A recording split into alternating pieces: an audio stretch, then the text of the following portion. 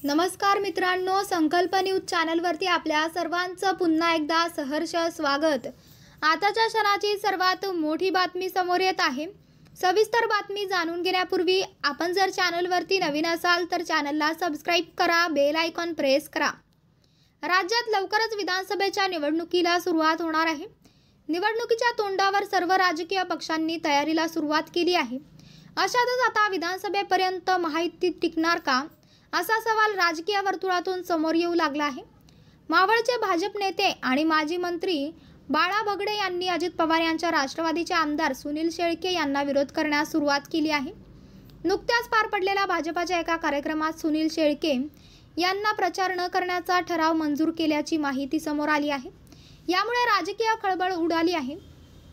दरम्यान या कार्यक्रमावेळी बोलताना बाळा बेगडे म्हणाले की मावळ हा कालही आणि आजही भाजपाचाच बालेकिल्ला असल्याने येत्या काळात आपल्याला इथून लढायचे आहे। लोकसभा निवडणुकीत सांगलीच्या जनतेने दाखवून दिले आहे की कार्यकर्त्यांच्या विरोधात निर्णय घेतले तर काय होते।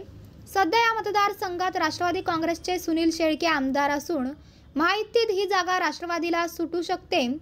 अशातच मागील वेळी पराभूत झालेले माजी मंत्री बाळा बेगडे यांची अडचण झाली आहे। मावळमधील भाजप नेत्यांनी प्रदेश भाजपाकडे प्रस्ताव पाठवत ही जागा आपल्याकडे घ्यावी अशी मागणी केली आहे।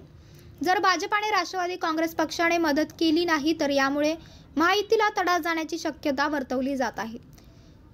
तर मित्रांनो, आपल्याला काय वाटतंय, आपली प्रतिक्रिया आम्हाला कमेंट बॉक्सच्या माध्यमातून नक्कीच कळवा आणि चॅनलला आणखीनही सबस्क्राइब केले नसेल तर चॅनलला सबस्क्राइब करा, बेल आयकॉन प्रेस करा, जेणेकरून असेच नवनवीन व्हिडिओ व चालू राजकीय घडामोडी सर्वप्रथम आपल्याला या चॅनलवरती बघायला मिळतील।